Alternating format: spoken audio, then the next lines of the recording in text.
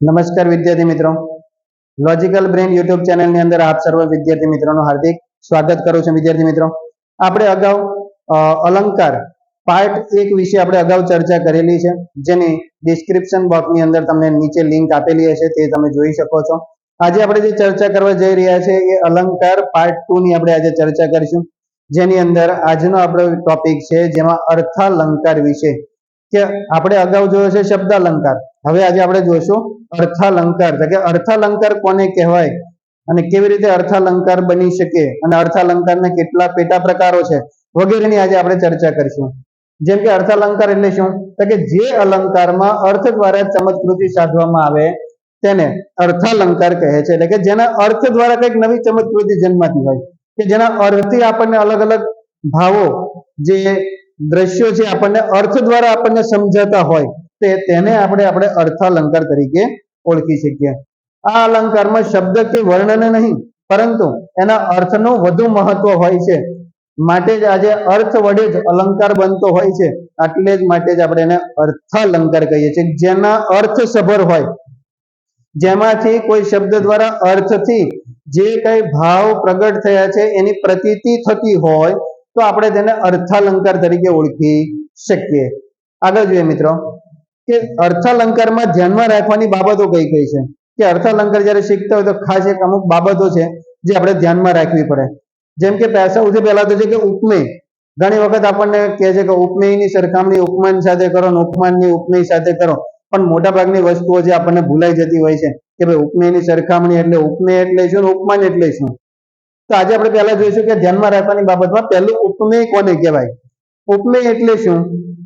તો કે જે વસ્તુ, પદાર્થ કે વ્યક્તિને સરખાવવામાં આવે તેને ઉપમેય કહે છે. હવે ખાસ ધ્યાન રાખજો, જેને સરખાવવામાં આવે. જો કોઈ વસ્તુ છે, કોઈ વ્યક્તિ છે, કોઈ પદાર્થ છે, આપણે એની સરખામણી કરવાની છે, આપણે એની સરખામણી કરવાની છે વ્યક્તિની, તો એને કહેવાય ઉપમેય. અને બીજો નંબર, ઉપમાન કોને કહેવાય? તો ઉપમાન કોને કહેવાય? તો કે જે વસ્તુ, પદાર્થ કે વ્યક્તિ સાથે સરખાવવાનું હોય. દાખલા તરીકે આપણે એમ કહીએ કે કોઈ એક વ્યક્તિ છે, આ એક વ્યક્તિ છે, આપણે એની સરખામણી કરવાની છે. આ વ્યક્તિની જ્યારે સરખામણી કરીએ ને તો એને કહેવાય ઉપમેય કહેવાય. શું કામ? તો કે આપણે આની સરખામણી કરવાની છે. અને ઉપમાન કોને કહેવાય? તો કે આની સરખામણી માટે આપણે બીજા કોઈ વ્યક્તિને સાથે સરખામણી કરીએ તો આને ઉપમાન કહેવાય, કે આની સરખામણી આની હારે કરીએ છીએ. તો આ એ શું થયું? પહેલો વ્યક્તિ, તો એને કહેવાય ઉપમેય. અને જેની સાથે સરખામણી કરો છો એને કહેવાય ઉપમાન. તો બંને વસ્તુ યાદ રાખજો, ઉપમેય કોને કહેવાય અને ઉપમાન કોને કહેવાય, જેથી તમને સરળતા રહે. ઉપમેય અને ઉપમાનમાં કોઈ કન્ફ્યુઝન રહે નહીં. ચાલો ત્યાર પછી આગળ જોઈએ કે ઉપમાવાચક કે વાચક પદો. આ એક નંબર 3 છે કે ઉપમાવાચક પદો કોને કહેવાય અથવા તો વાચક પદ કોને કહેવાય. તો કહે છે કે ઉપમેયની ઉપમાન સાથે, ઉપમેયની એટલે કે જેની સરખામણી કરવાની છે તે, અને ઉપમાન એટલે જેની સાથે સરખામણી કરવાની છે તે, એટલે કે જેની સરખામણી જેની સાથે કરવાની છે, એટલે કે સરખામણી કરતી વખતે સમ, સમાન, સમવડું, તુલ્ય, સદૃશમ, સમાનમ જેવા શબ્દોનો પ્રયોગ થાય. અને આવા જો શબ્દોનો પ્રયોગ કરવામાં આવે અને આ સરખામણી સૂચવતા શબ્દો, આ સરખામણી સૂચવતા શબ્દોને ઉપમાવાચક કે વાચક પદો કહેવાય. કે આને શું કહેવાય? તો કે જ્યારે કોઈ સરખામણી કરો છો, કોઈ વ્યક્તિની સરખામણી કોઈ વ્યક્તિ સાથે કરો, એટલે કે ઉપમેયની સરખામણી જ્યારે ઉપમાન સાથે કરો અને ત્યારે જો સરખામણી વાચક એટલે સરખામણી દર્શાવતા શબ્દોનો પ્રયોગ થયો હોય, સરખું, શું, સી, શું, સમાન, તુલ્ય, સદૃશમ, સવર્ણ, સમાનમ જેવા આવા કોઈ પણ શબ્દોનો, એટલે કે એની સરખામણી કરતા જો કોઈ શબ્દોનો પ્રયોગ થયો છે તો આપણે તેને ઉપમાવાચક પદો તરીકે એને ઓળખી શકીએ છીએ. ત્યાર પછી એક છે કે સાધારણ ધર્મ. બીજા અર્થમાં કહીએ સાધારણ ધર્મ એટલે કે એક્સ્ટ્રા જે શબ્દો છે આપણે એને પણ સાધારણ ધર્મ તરીકે લઈ શકીએ. કે ઉપમેયને ઉપમાન સાથે કોઈ એક સમાન ગુણની બાબતમાં સરખાવવામાં આવે છે, એ ગુણને સાધારણ ધર્મ કહેવાય. એટલે કે કોઈ વ્યક્તિ સાથે તમે એની સરખામણી કરો તો એનો જે ગુણ છે, જે ભાવ છે, એને સાધારણ ધર્મ કહેવાય. ત્યારબાદ આગળ જોઈએ કે હવે તો તમને ખ્યાલ આવી ગયો છે કે મિત્રો કે ભાઈ ઉપમેય શું અને ઉપમાન શું, સાધારણ ધર્મ શું અને જે સરખામણી દર્શાવતા શબ્દો. તો ચાલો મિત્રો જોઈએ. શબ્દાલંકારના કેટલાક પેટા પ્રકારો છે, જેની અંદર અહીંયા 15 પેટા પ્રકારો પડે છે. 15 જેટલા અર્થાલંકારો છે. તો સૌથી પહેલો છે ઉપમા અલંકાર, રૂપક, ઉત્પ્રેક્ષા, વ્યતિરેક, અનન્વય, શ્લેષ, વ્યાજસ્તુતિ, સજીવારોપણ, અપનહુતિ, અતિશયોક્તિ, દ્રષ્ટાંત, અર્થાંતરન્યાસ, સ્વભાવોક્તિ, અન્યોક્તિ અને વિરોધાભાસ. આ 15 જેટલા અલંકારો છે, જેમાં આપણે વારાફરતી આપણે બધા અલંકારોનો અભ્યાસ કરીશું. આજે આપણે જોવાના છે અર્થાલંકારમાં સૌથી પહેલો અલંકાર એટલે કે ઉપમા અલંકાર. ઉપમા અને રૂપક અલંકારમાં ઘણા બધા વિદ્યાર્થીઓને તકલીફો પડે છે, જે આપણે સોલ્યુશન કરશું એકદમ શોર્ટકટ રીતે, કે આપણે બંને અલંકારોને કેવી રીતે ઓળખી શકાય છે, અથવા તો પરીક્ષામાં આવે તો હું કેવી રીતે ઓળખી શકું, એકદમ સીધા અને એકદમ સચોટ અને એકદમ ક્લિયર રીત જેનાથી આપણે શીખશું. ચાલો તો સૌથી પહેલા જોઈએ આપણે ઉપમા અલંકાર. ઉપમા અલંકાર કોને કહેવાય? તો કે છે જ્યારે ઉપમેયની ઉપમાન સાથે સરખામણી કરવામાં આવે. ઉપમેય એટલે કોની? તો કે જેની સરખામણી કરવાની છે તે. ઉપમાન એટલે કોણ? તો કે જેની સાથે સરખામણી, એટલે બીજા વ્યક્તિ સાથે આપણે સરખાવીએ છીએ તે. ઉપમેયની ઉપમાન સાથે સરખામણી કરવામાં આવે ત્યારે ઉપમા અલંકાર બને. બે જુદી જુદી વસ્તુઓ વચ્ચે કોઈ એક જ ખાસ ગુણ અંગે સરખામણી કરે. બંને વસ્તુ અલગ છે પણ કોઈ બંનેમાં એક કોમન ગુણ હોય, એવા કોઈ ગુણની જ્યારે ચર્ચા કરવાની હોય, અથવા ઉપમેયની ઉપમાન સાથે સરખામણી કરવામાં આવે, ઉપમેયની સરખામણી જ્યારે ઉપમાન સાથે કરતા હોઈએ ત્યારે તેને ઉપમા અલંકાર તરીકે ઓળખાય છે. તો એક વસ્તુ ધ્યાન રાખવાનું છે કે ઉપમા અલંકારમાં શોર્ટકટ શું છે? તો કે જ્યારે કોઈ વ્યક્તિ, વસ્તુ કે પદાર્થની આપણે સરખામણી કરશું, કોઈ વ્યક્તિ, વસ્તુ કે પદાર્થ સાથે, જ્યારે વ્યક્તિ, વસ્તુ કે પદાર્થ સાથે આપણે સરખામણી કરીએ ત્યારે સમાન શબ્દો એટલે કે સરખામણી દર્શાવતા શબ્દોનો આપણે જો પ્રયોગ કરીએ તો આપણે એને ઉપમા અલંકાર તરીકે ઓળખી શકાય. જેમ કે કયા કયા શબ્દો છે? તો અહીંયા શબ્દો આપ્યા જો સરખામણી દર્શાવતા શબ્દો, જેમ કે જેવું, જેવી, જેવો, જેવા, સમાન, સરીખું, સરખો, બરાબર, કેરો, કેરી, કેરું, કેરા, તણું, તણા, તણી, સમ, સરખી, સમો, સમા, સમો, સમી, સમોવડું, સમોવડી, સી, શા, શો, માફક, સરખા, જેમ, જેવડું, જેવડો, પેઠે, સમાના જેવા ઉપમાન સૂચક શબ્દો સરખામણી માટે વપરાય. તો કે મિત્રો આટલા બધા જે શબ્દો છે એ કોઈની સરખામણી કરવા માટે ગુજરાતી ભાષામાં આપણે આટલા બધા વાપરી શકીએ. તો જ્યારે કોઈ ઉપમેયની સરખામણી એટલે જે વ્યક્તિની સરખામણી કોઈ વ્યક્તિ સાથે કરો છો અને સરખામણી કરતી વખતે જો આવા સરખામણી સૂચક જો શબ્દો એટલે સરખામણી વાળા જો આવા કોઈ શબ્દમાંથી એક શબ્દનો પ્રયોગ થયો છે તો આપણે એને ઉપમા અલંકાર તરીકે ઓળખી શકાય. ઇન શોર્ટ સીધું કે વાક્યમાં જ્યારે પણ આપણને અલંકાર પૂછે અને જો કોઈ સરખામણી દર્શાવતા હોય અને જો આવા એક કોઈ પણ એક શબ્દમાં એક શબ્દ આપણને દેખાય એટલે આપણે સમજવાનું કે ઉપમા અલંકાર છે. ઉદાહરણો જોઈએ આપણે કે પહેલું ઉદાહરણ છે એમાં કે અમારા એ દાદા વિપુલ વડના ઝુંડ સરખા. હવે અહીંયા કીધું કે અમારા એ દાદા, હવે દાદાની સરખામણી કેવી કરી? તો કે વિપુલ વડના ઝુંડ જેવા છે. દાદા કેવા છે? તો કે એક વડના ઝુંડ સાથે સરખામણી કરી, પણ સરખામણી કરતી વખતે શું કર્યું? તો કે ઉપમેયની ઉપમાન સાથે એટલે કે દાદાની સરખામણી વડના ઝુંડ જેવી કરી, પણ સરખામણી વાચક શબ્દ શું વાપર્યો? તો કે અહીં તો સરખા વાપર્યો.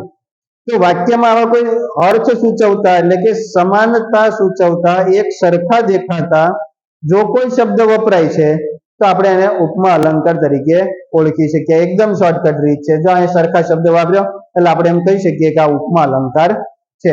ત્યાર પછી છે કાળ સમોવડું તરંગ ઉપર ઉછળે આત્મનાવ. અહીંયા જો સરખામણી તો છે પણ અહીં એક શબ્દ પહેલો આવી ગયો સમોવડું. સમોવડું એટલે સમાનતા સૂચવે છે, કોઈ બંને વ્યક્તિમાં કોઈ એક સમાનતા છે અને સમાન ધર્મ દર્શાવતા એટલે કે સમાનાર્થી કોઈ એવા શબ્દ વાપર્યા છે, સમાનતા દર્શાવતા કોઈ શબ્દ વાપર્યા છે સમોવડું, તો અહીંયા ઉપમા અલંકાર બને. ત્યાર પછી નંબર 3 દમયંતીનો મુખ ચંદ્ર સમાન સુંદર છે. તો આપણને આમાં ખબર છે કે દમયંતીના મુખની સરખામણી કોની હારે કરી? ચંદ્ર હારે. તો જ્યારે સરખામણી કરી પણ એક વસ્તુ શું કર્યું? તો કે સરખામણી વાચક એક શબ્દ વાપર્યા. જો અહીંયા છે સમાન. એની ભલે મુખની સાથે સરખામણી કરે, એટલે કે આ ઉપમેયની સરખામણી ઉપમાન સાથે કરે, એ લાંબી પ્રોસેસમાં પડવું નથી. એકદમ શોર્ટકટ. શું? સરખામણી ભલે કરી પણ સરખામણી વાચક શબ્દ વાપર્યા. હા, કયું? તો કે જો અહીંયા સમાન, સમવડું, સરખા આવા કોઈ શબ્દ વપરાય છે એટલે ઉપમા અલંકાર જ હોય, બીજું કઈ વિચારવાનું જ નહીં. ચાલો ત્યાર પછી નંબર 4. જો ભ્રમર સમો ભમતો, પવનને ભમરા સ્વયં મૂંજને ખીલેલા લાગતા. તો અહીંયા ભમરાઓ એ ખીલેલા લાગતા, પણ અહીંયા જો એક શબ્દ વાપર્યો સમો એટલે સરખો, સરખામણી વાચક શબ્દ આવી ગયો, ઉપમા અલંકાર. બહુ શોર્ટકટ. આગળ જોઈએ. ધરતી ઉપર કોઈક વાર વરદાનની જેમ ચાંદની ઉતરી રહી છે. હવે ધરતી ઉપર ચાંદની ઉતરે છે એની સરખામણી કરી, પણ અહીંયા એક શબ્દ શું વાપર્યો? જેમ. તો અહીંયા જેમ શબ્દ આવી ગયો તો આપણને શું થઈ જાય? ઉપમા અલંકાર. ચાલો આગળ એક જોઈએ કે પુરુષોની માફક સ્ત્રી પણ કેળવણી લઈ શકે છે. અહીં સરખામણી કરી, પુરુષોની સ્ત્રીની જેમ કેળવણી લે, પણ અહીંયા શું વાપર્યું? સમાનતા સૂચક શબ્દો માફક. તો અહીંયા શું થઈ જાય છે? ઉપમા અલંકાર. ચાલો ત્યાર પછી નંબર 7 કે પગલું લાંક વિનાનું ઊંટને જેવું પડતું. અહીંયા પગલાની સરખામણી કરી ઊંટ સાથે, પણ અહીંયા શું આવ્યો? એક શબ્દ વાપર્યો જેવું વાપર્યો. જેવો, જેવી, જેવું, સો, શું, સી, તુલ્ય, સરખો, સદૃશમ, સમાનમ. આ બધા શબ્દો જ્યાં વપરાય સેન્ટેન્સમાં ક્યાંય પણ જો આવા શબ્દ દેખાય સરખામણી સૂચવતા, એટલે ઉપમા અલંકાર જ હોય, ઉપમા અલંકાર સિવાય એક પણ ન હોય. ક્લિયર? ખ્યાલ આવી જાય છે મિત્રો? જો એક 8મો. શિશુ સમાન ગણી સહદેવને. કોની સમાન? બાળક સમાન ગણે. કોને? સહદેવને. પણ અહીંયા શું થયું? સમાન, સરખામણી સૂચક પદો આવી ગયા. ઓકે, તો અહીંયા થઈ જાય ઉપમા અલંકાર. ચાલો ત્યાર પછી છે સામળ કહે બીજા બાપડા, પહાણ સરીખા પારખ્યા. અહીંયા સરીખા, સરીખા એટલે એક સરખા, સરખામણી સૂચક શબ્દો આવી ગયા. તો અહીંયા થઈ જશે ઉપમા અલંકાર. ત્યાર પછી શરૂઆતમાં એ લોકો પીળા ચટા વાઘ જેવા લાગતા, જેવા. અહીંયા જેવા શબ્દનો પ્રયોગ કરે એટલે અહીંયા શું થઈ જાય છે? ઉપમા અલંકાર. તો મિત્રો આ એકદમ શોર્ટકટ રીત હતી ઉપમા અલંકારમાં. હવે આપણને કન્ફ્યુઝન ક્યાં થાય છે? રૂપકમાં. તો રૂપકમાં તમને હમણાં સમજાવ્યા પછી શોર્ટકટ રીત બતાવી દઉં કે રૂપક અને ઉપમામાં ઓળખવાની એકદમ સરળ રીતો છે. જેમ કે રૂપક અલંકાર એટલે શું? તો સૌથી પહેલા જોઈએ રૂપક અલંકારમાં કે જ્યારે ઉપમેય અને ઉપમાનને, કોને? તો કે ઉપમેય અને ઉપમાનને એકરૂપ ગણી લેવામાં આવે, કે ઉપમેય અને ઉપમાન એક જ છે એવું માની લેવામાં આવે, ત્યારે રૂપક અલંકાર બને છે. જ્યારે કોઈ વસ્તુની સરખામણી કરે પણ એવું માનવામાં આવે કે બંને વસ્તુ એક જ છે, એટલે કે ઉપમેય અને ઉપમાનને એક ગણી લેવામાં આવે છે, બંનેની એકરૂપતા દર્શાવવામાં આવે છે. અહીંયા પેલામાં જો, તો પછી ઉપમા અને રૂપકમાં ફરક શું? ઉપમામાં સરખામણી તો કરતા જ હતા, પણ સરખામણી વાચક શબ્દો વાપરતા હતા. અને જો રૂપકની આપણે ચર્ચા કરીએ કે રૂપકની અંદર શું છે, તો રૂપકની અંદર એક વસ્તુ યાદ રાખવાની. ઉપમા હતો તો આપણે શું કહેતા? ભલે સરખામણી કરે ઉપમેયની ઉપમાન સાથે, પણ સરખામણી વાચક શબ્દ વાપરતા હતા. શું કરતા હતા? સરખામણી વાચક શબ્દો હતા. જો સરખામણી વાચક શબ્દો હોય, સરખામણી વાચક શબ્દો આવે તો ઉપમા. ઉપમેયની સરખામણી ઉપમાન સાથે જ કરો, પણ જો સરખામણી વાચક શબ્દો આવતા નથી તો રૂપક. સિમ્પલ. સરખામણી કરો, દમયંતીનું મુખ ચંદ્ર છે. હવે દમયંતીના મુખ અને ચંદ્રની સાથે સરખામણી તો કરી, પણ અહીંયા શું કીધું કે દમયંતીનું મુખ ચંદ્ર જ છે. ચંદ્ર સાથે સરખામણી કરી, પણ સરખામણી વાચક શબ્દ વાપર્યા ક્યાંય? જો સરખામણી વાચક શબ્દ વપરાતા નથી તો અહીંયા થઈ જાય રૂપક. અહીંયા જો એમ કીધું કે દમયંતીનું મુખ ચંદ્ર જેવું છે, તો જો જેવું, જેવી, જેવું, સમાન, સરખો, સદૃશમ, તુલ્યમ વગેરે જેવા શબ્દ વપરાણા. જો આવા શબ્દો વપરાય તો ઉપમા, અને જો આવા શબ્દ નથી વપરાતા તો રૂપક અલંકાર કહેવાય. ખ્યાલ આવી જાય છે મિત્રો? ચાલો આપણે એના ઉદાહરણો જોઈએ. જો ઉદાહરણોની અંદર છે કે બપોર એક શિકારી કૂતરું છે. અહીંયા બપોરે શું કીધું? શિકારી કૂતરા સાથે સરખામણી કરી, પણ સરખામણી વાચક શબ્દ ક્યાંય આવ્યા નથી આવતા, માટે આ રૂપક અલંકાર છે. કારણ કે બીજું અહીંયા કીધું જો ઉપમેય અને ઉપમાનને એક રૂપતા ગણી લેવામાં આવે. અહીંયા બપોર છે એ શિકારી કૂતરા સાથે સરખામણી કરી, અને સરખામણી કરી એટલે એવું જ લાગ્યું કે બપોર અને શિકારી કૂતરું બે એક જેવા જ છે, એક સરખા જ છે, જો એવો અર્થ અહીંયા પ્રદર્શિત થાય છે માટે પણ આપણે એને કહી શકીએ કે આ કેવો અલંકાર છે, રૂપક અલંકાર છે. પણ બેસ્ટ રીત એ રહેશે ઉપમા અને રૂપકમાં ઓળખવામાં કે સરખામણીવાચક શબ્દો હોય તો ઉપમા, સરખામણીવાચક શબ્દ નીકળી જાય તો રૂપક. પછી ભલે બપોરની સરખામણી એક કૂતરા સાથે કરે ન કરે પણ સમાનતા દર્શાવતા શબ્દો વાપરવામાં આવતા નથી તો રૂપક. જો શબ્દો વપરાય તો ઉપમા અલંકાર કહેવાય. ચાલો બીજા ઉદાહરણો જોઈએ કે પરિશ્રમ અને અહિંસા સગા ભાઈ બહેન છે. અહીં કીધું પરિશ્રમ અને અહિંસા કેવા છે તો કે સગા ભાઈ બહેન છે. કે બંનેની સરખામણી કરી કે પરિશ્રમની અને ભાઈ બહેનની, તો અહીંયા સરખામણી કરી પણ હવે કોઈ સરખામણીવાચક શબ્દો વાપર્યા નહીં માટે અહીંયા રૂપક અલંકાર બને. ત્યાર પછી આગળ જોઈએ કેમ મુંજે ફરીથી ઊંચે જોયું એક હાસ્ય બાણ છોડ્યો. ઊંચે જોયું અને હાસ્ય બાણ છોડ્યું, સરખામણી કરે પણ સરખામણીવાચક શબ્દો નથી માટે રૂપક અલંકાર. આગળ જોઈએ કે રોમ દ્વારે શરીર વેગ રક્ત વારિત્વ પામ્યું. જો રોમ દ્વારા પોતાના શરીરમાં એક વેગ છે એ રક્ત જેમ રક્ત એટલે લોહી જેમ વારિત્વ પામે એમ પોતાના રોમ રોમની અંદર પામે. સરખામણી ભલે કરી પણ સરખામણીવાચક શબ્દ નથી એટલે આપણે શું કહી શકીશું, એને રૂપક અલંકાર છે. ત્યાર પછી છે ફળીમાં આહલાદનું એક હળવું મોજું ફરી વળ્યું. ફળીમાં એક આહલાદનું મોજું ફરી વળ્યું. આહલાદ તો છે પાછું મોજું ફરી વળે છે પણ સરખામણીવાચક શબ્દ નથી માટે આપણે એને રૂપક. ચાલો આગળ જુઓ હવે કે સમયના સત્યનું હું રશ્મિ, સરખામણીવાચક શબ્દ નથી. ત્યાર પછી આગળ 100 બાણ રથીએ માર્યા શરીર કીધું ચાળણી.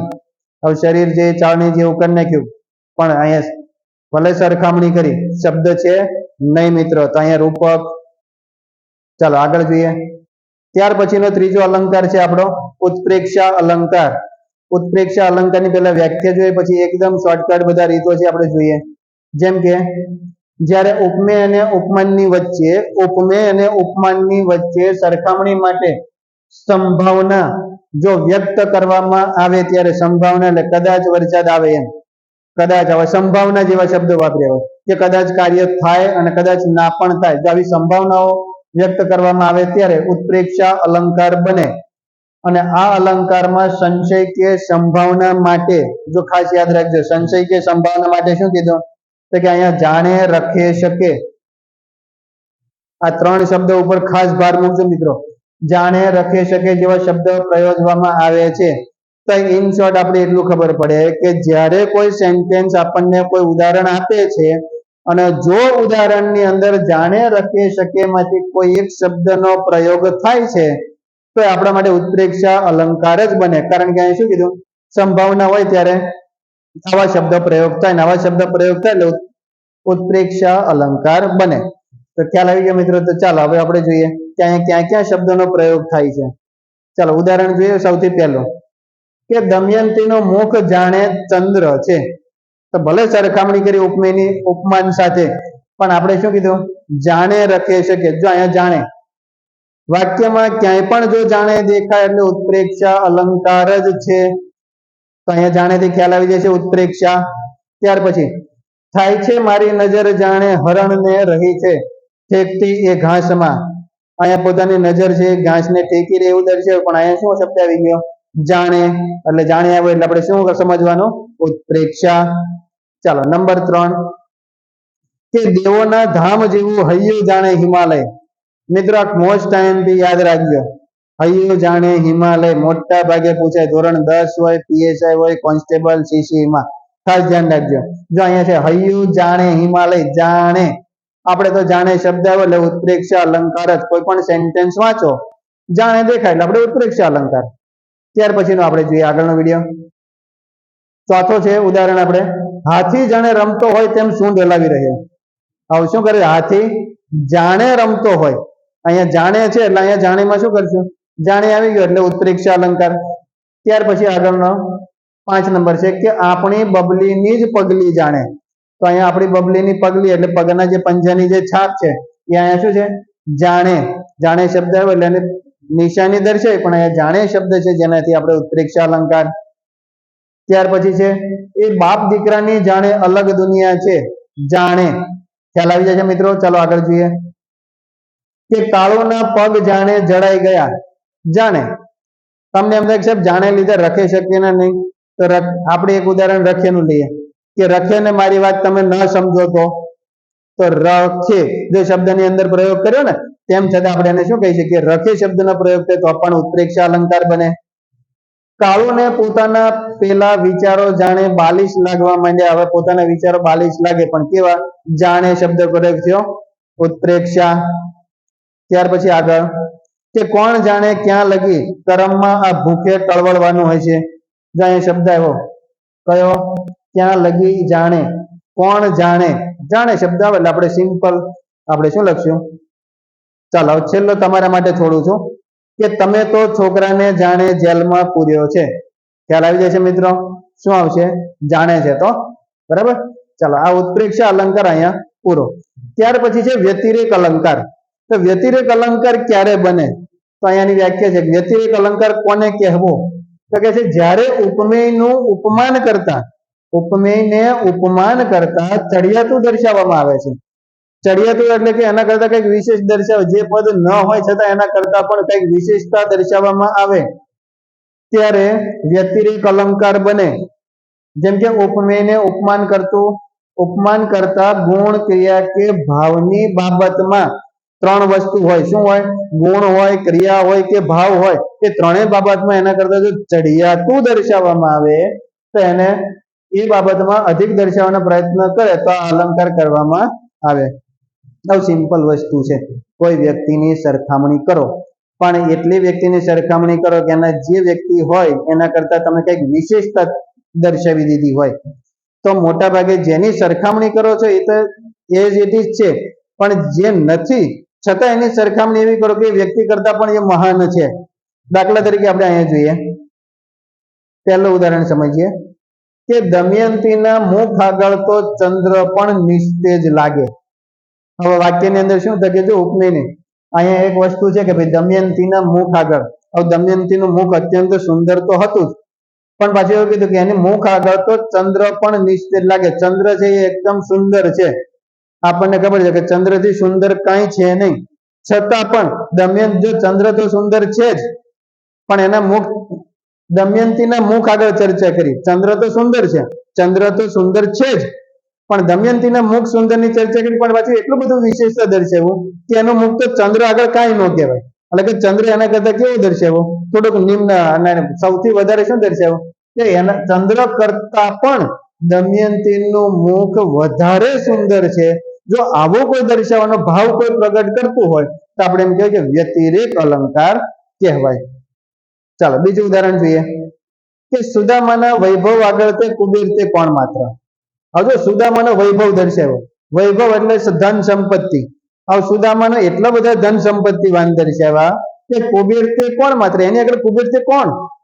હવે ખરેખર સાચા અર્થમાં કુબેર અને લક્ષ્મીજી એ ધનના સ્ત્રોત્ર છે કે ત્યાંથી આપણને ધન મળે છે અને સૌથી વધારે એમની પાસે ધન છે, પણ એનો વૈભવ છે એટલો બધો દર્શાવ્યો નથી. પણ અહીંયા શું કીધું? સુદામાના વૈભવ આગળ. પણ સુદામા એટલો બધો ધનવાન દર્શાવ્યો, વૈભવશાળી દર્શાવવામાં આવે છે કે એની આગળ તો કુબેર પણ કાંઈ ન કહેવાય. તો મિત્રો આવું તમને જો ખ્યાલ આવે કે જેની સરખામણી કરવાની છે કે ઉપમેય આગળ ઉપમેયને શું કરે? વધારે પડતો ચડિયાતો દર્શાવવામાં આવે. એટલે કુબેર છે એના કરતા સુદામાનો વૈભવ છે એ વધારે પડતો ચડિયાતો વિશેષતા કંઈક દર્શાવવામાં આવે ત્યારે કયો અલંકાર થાય? વ્યતિરેક અલંકાર બનશે. ચાલો ત્રીજું ઉદાહરણ જોઈએ કે હલકા તો પારેવાના પાંખથી મહાદેવે મોટા છે. આવજો પાછા હલકા તો કીધા પાછા કેવા? તો કે પારેવાની પાંખથી. પારેવા એટલે પક્ષીઓની પાંખથી પણ હલકા અને મહાદેવ મોટા. અને મહાદેવ મોટા પણ પાછા કેવા? હલકા તો કીધા પણ હવે એટલા બધા અતિશય હલકા ન હોય, પણ અહીંયા શું કર્યું? એના કરતા કંઈક વિશેષતા ચડિયાતા દર્શાવવામાં આવ્યા કે એટલા બધા હલકા કહી શકાય કે જે પારેવાની પાંખ કરતા પણ વધારે જે અતિશય હલકા દર્શાવવામાં આવ્યા છે, જેના કારણે અહીંયા વ્યતિરેક અલંકાર બને છે. ત્યાર પછી આગળ જોઈએ કે એમની વાણી તો અમૃતથી મીઠી.